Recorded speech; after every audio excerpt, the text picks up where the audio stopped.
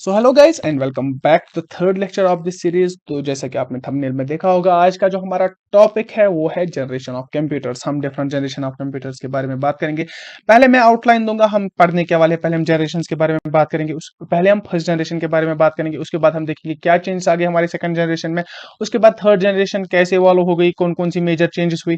उसके बाद fourth generation के बारे में बात करेंगे एंड आफ्टर दैट थोड़ा सा असेसमेंट करेंगे एंड उसके बाद हम फिफ्थ जनरेशन के बारे में बात करेंगे एंड हमारा टॉपिक इसी के साथ खत्म हो जाएगा। So we'll be starting from the very first definition of the term generation क्या है। ठीक है, अगर मैं इंसानों में बात करूंगा, देखो अगर मैं अपनी बात करूंगा, मैं जो अभी आपको पढ़ा रहा हूं, जो मेरे पापा है उनकी एक जनरेशन थी एंड मैं उनकी नेक्स्ट जनरेशन हूं और मेरी भी कोई नेक्स्ट जनरेशन होगी। ठीक है, होप सो ये तो थी बात ह्यूमंस में। ह्यूमंस की जनरेशन इस तरह होती है, इसी तरह हमारे कंप्यूटर्स में भी जनरेशन होती है। अब कंप्यूटर्स की जनरेशन किस बेस पे डिसाइड की जाती है मेरे भाई, ये याद रखना, बुक्स में गलत डेटा है। बुक्स में बताया जाता है कि 1942 से लेकर 1955 तक हमारी फर्स्ट जनरेशन है, लेकिन ऐसा कोई सीन नहीं है। ऐसी कोई बात नहीं है कि इस यहाँ से यहाँ ही तक फर्स्ट जनरेशन थी। फर्स्ट जनरेशन हमारी तब से तब तक थी जब तक हमारे वैक्यूम ट्यूब्स चलते थे। जब वैक्यूम ट्यूब्स के बाद हमारे ट्रांजिस्टर्स कंप्यूटर्स में आ गए तो मैं बताऊंगा कि हमारी सेकंड जनरेशन चल रही है।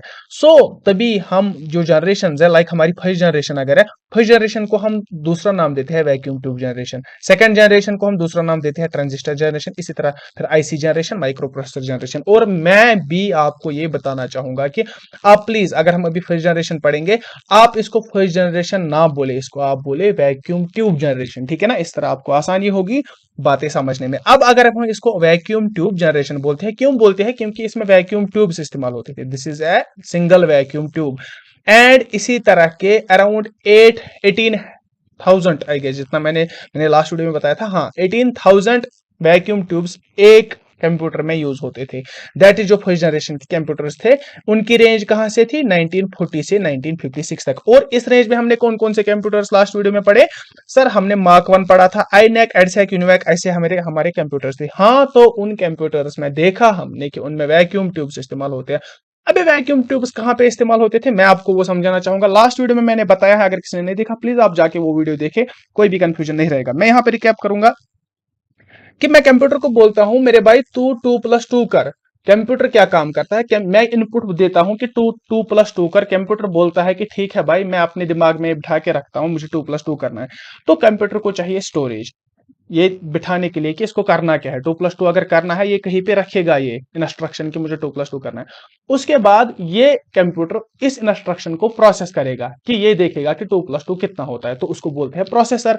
तो अब कंप्यूटर को क्या क्या चाहिए? एक तो इनपुट चाहिए जिसपे वो काम करेगा, दूसरा उसको स्टोरेज चाहिए जिधर पे वो इनपुट स्टोर करेगा, उसके बाद उसको प्रोसेसर चाहिए जिससे कि वो एग्जीक्यूट करेगा वो इंस्ट्रक्शन, उसके बाद वो मुझे आउटपुट देगा 4। तो अभी हम खाली प्रोसेसर की बात करेंगे। प्रोसेसर मतलब 2+2 कंप्यूटर को करना है, तो ये वो इसका प्रोसेसर है। अब वो जो कंप्यूटर्स है, फर्स्ट जन वाले कंप्यूटर्स है, फर्स्ट जन वाले कंप्यूटर्स कौन सा प्रोसेसर यूज करते थे? Sir that was vacuum tubes. और मैंने बताया नंबर भी कितना, 18,000 वैक्यूम ट्यूब्स इस्तेमाल करते थे। अब 18,000 वैक्यूम ट्यूब्स कोई जोक नहीं है, ये बहुत बड़ा एक साइज बनता था कंप्यूटर्स का, जो कि एक रूम में आता था। That was the main reason कि उन कंप्यूटर्स का साइज बहुत बड़ा होता था, क्योंकि इनमें बहुत ज्यादा नंबर ऑफ वैक्यूम ट्यूब्स इस्तेमाल होते थे। एंड उसके बाद अगर हम बात करेंगे स्टोरेज की, स्टोरेज इसमें मैग्नेटिक ड्रम यूज होता था and operating system, batch operating system use होता था। And examples are ENIAC, UNIVAC, Mark 1, जिस तरह मैंने आपको पहले ही बताया। अब जनरल फीचर्स क्या है?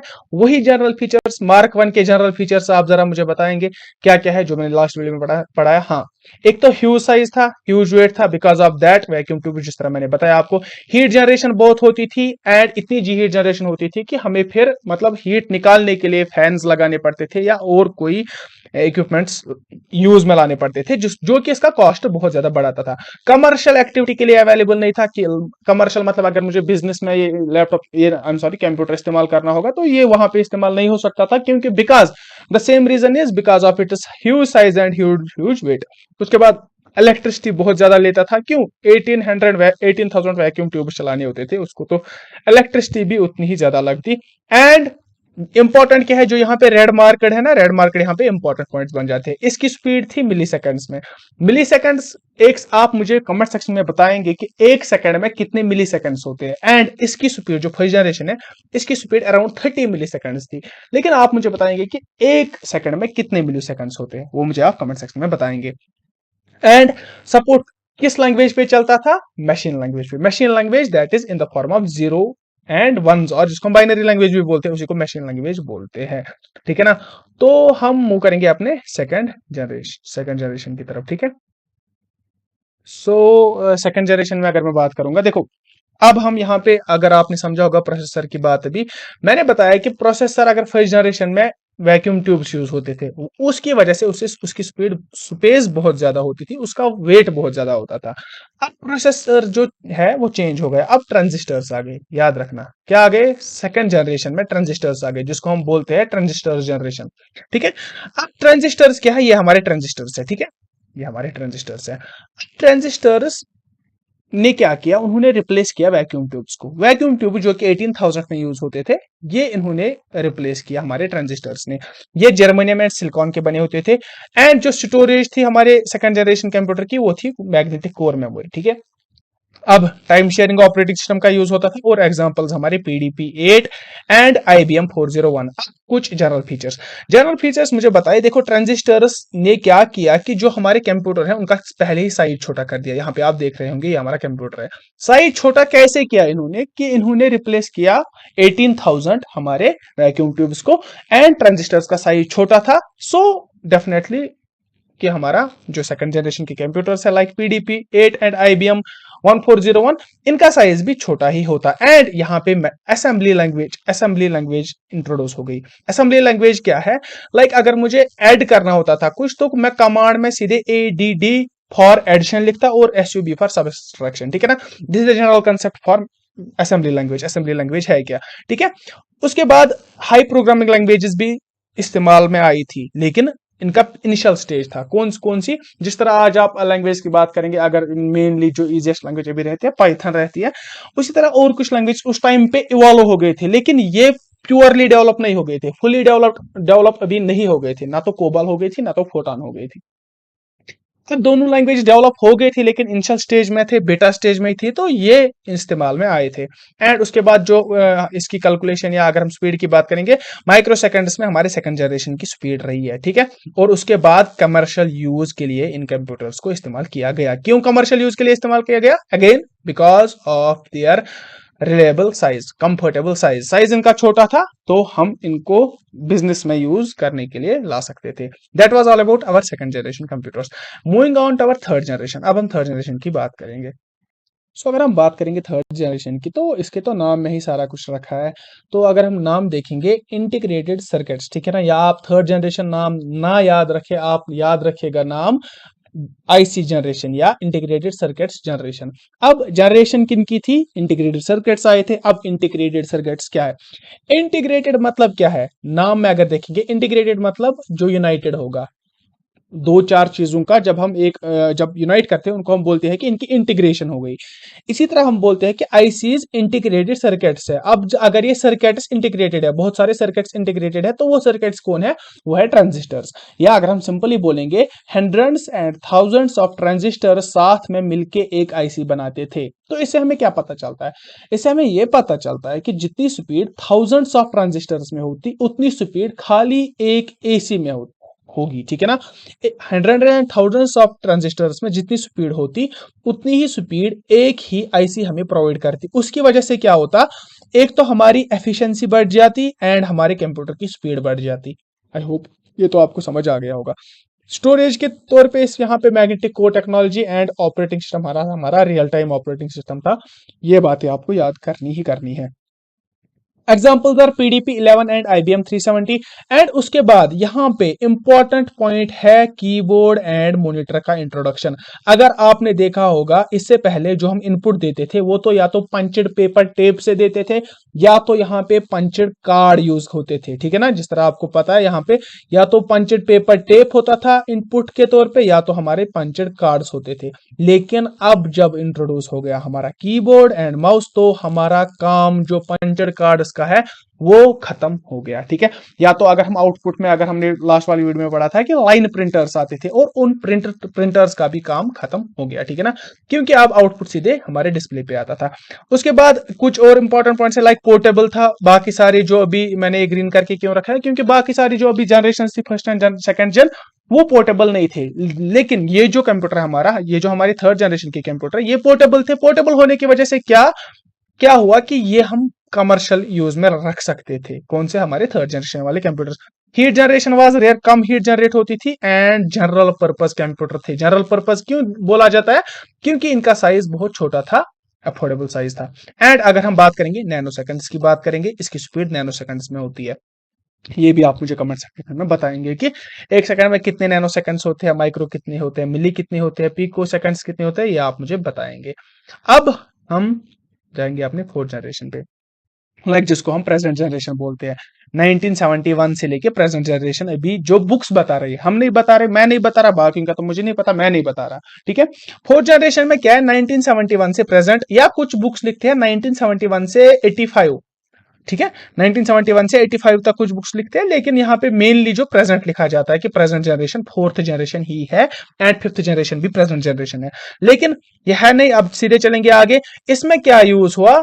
इसमें यूज होते थे हमारे large scale integration. Again integration आ गया, एंड उनको हम माइक्रो प्रोसेसर्स बोलते थे। अब कुछ आईसी जब मिलते थे वो हमारे माइक्रो प्रोसेसर्स बनाते थे।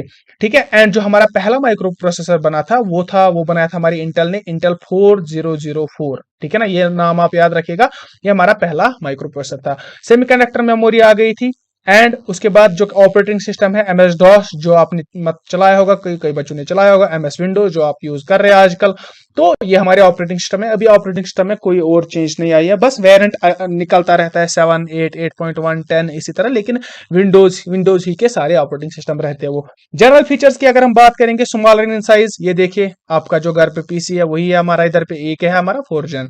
तो this generation of computers give rise to personal computer, जिनको हम पर्सनल कंप्यूटर्स बोलते हैं, उनकी जनरेशन क्या है? Fourth generation. ये एग्जाम में आपको पूछा जा सकता है। And so moving on to next one, this is the secondary storage became smaller in size and large in capacity. जो सेकेंडरी स्टोरेज मैंने आपको बताया था पिछले वाली वीडियो में, प्राइमरी स्टोरेज क्या होता है एंड सेकेंडरी स्टोरेज क्या होता है। सेकेंडरी स्टोरेज जो आ गई थी अब, वो साइज में, एक तो पहले तो साइज में बड़ी होती थी, अब साइज में छोटी होती थी, एंड कैपेसिटी भी उनकी बड़ी होती थी। एंड इंटरनेट का मतलब डेवलप हो गया था, इंटरनेट डेवलप हो गया, इंटरनेट काम में आया था।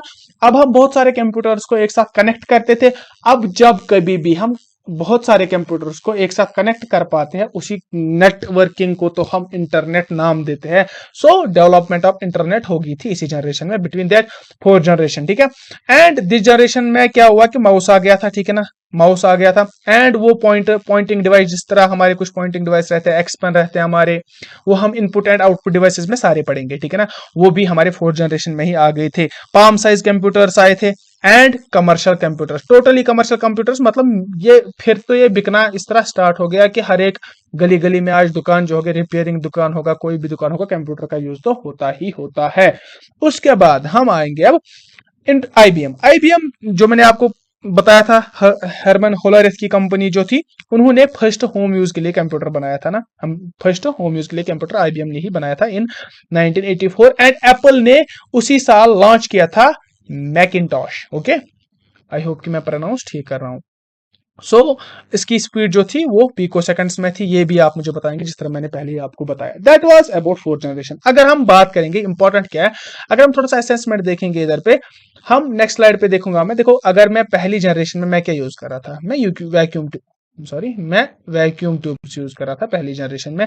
वैक्यूम ट्यूब्स के बाद ट्रांजिस्टर्स आ गए। अब ट्रांजिस्टर्स बहुत सारे मिलने के बाद क्या आ गया हमारे आईसीज के बाद क्या आ गया हमारे प्रोसेसर्स, माइक्रो प्रोसेसर जिनको हम बोलते हैं, जो कि आज भी इस्तेमाल में है हमारे। ठीक है, तभी कुछ मतलब ऑथर्स आज की जनरेशन को प्रेजेंट जनरेशन इसीलिए बोलते हैं क्योंकि आज भी माइक्रो प्रोसेसर यूज होती है। क्योंकि मैंने पहले ही बताया आपको कि जनरेशन हम किस बेस पे डिफाइन करेंगे, प्रोसेसर्स एक मेन मतलब कैरेक्टर था उस टाइम का कि वैक्यूम ट्यूब कब तक चला वो एक जनरेशन है, ट्रांजिस्टर्स कब तक चले वो दूसरी जनरेशन है, इंटीग्रेटेड सर्किट। और अगर हम आज की बात करेंगे, आज भी हमारे माइक्रो प्रोसेसर्स चलते हैं। ठीक है, so this was about fourth generation and हम मूव करेंगे अब हमारी लास्ट जनरेशन पे, that is the fifth generation. अब फिफ्थ जनरेशन में कुछ इंटरेस्टिंग पॉइंट्स है, इंटरेस्टिंग चीजें है, ध्यान रखिएगा। पहले ही जो प्रोसेसर है हमारा, प्रोसेसर क्या यूज होता था, super large scale integrated SLSI chips जिसको हम बोलते हैं, ठीक है। तो स्टोरेज ऑप्टिकल डिस्क जिसको हम DVD वगैरह बोलते थे, जस्ट सेक, जिसको हम DVD या CD आपने देखी होगी, गोल टाइप की कंपैक्ट डिस्क होती है, वही ऑप्टिकल डिस्क स्टोरेज आ गई थी, बट ए सेकेंडरी स्टोरेज इसको इस्तेमाल किया जाता था, वो उसकी डेवलपमेंट हो गई थी। एंड अगर हम बात करेंगे general features of this fifth generation computers की, इसमें हम देखेंगे ये जो मैंने बोल्ड करके इधर पे पॉइंट्स लिखे ना, ये आपको इंपॉर्टेंट है समझना है कि यही हमारा फ्यूचर है। फ्यूचर क्या है, फिफ्थ जनरेशन को हम बोलते हैं, एक तो प्रेजेंट की जनरेशन है एंड बियॉन्ड मतलब फ्यूचर। फ्यूचर में क्या होगा वो हम देखेंगे, फ्यूचर में कंप्यूटर क्या एक्सपेक्ट कर सकते हैं, कि हम कंप्यूटर से क्या क्या एक्सपेक्ट कर सकते हैं। पहली बात AI जिसको हम आर्टिफिशियल इंटेलिजेंस बोलते हैं, आज के जमाने में भी चल रहा है। अब आर्टिफिशियल इंटेलिजेंस खाली हमारा चैट GPT नहीं है, इसमें बहुत कुछ आता है, ठीक है ना, ये हमारी आर्टिफिशियल इंटेलिजेंस है। दूसरा हमारा आर्टिफिशियल इंटेलिजेंस में हमारा ये भी आता है कि जो आपने अगर वो प्रोडक्ट देखा होगा जो क्लीनिंग प्रोडक्ट है, उसमें कुछ ऐसे सेंसर्स लगे होते हैं, उसमें कुछ ऐसी इंटेलिजेंस होती है, वो खुद ही अपने चार्जिंग पोर्ट से निकल के रूम की सफाई करता है, उसके बाद खुद ही वो अपने चार्जिंग पोर्ट पे फिर से लग जाता है। That's also artificial intelligence.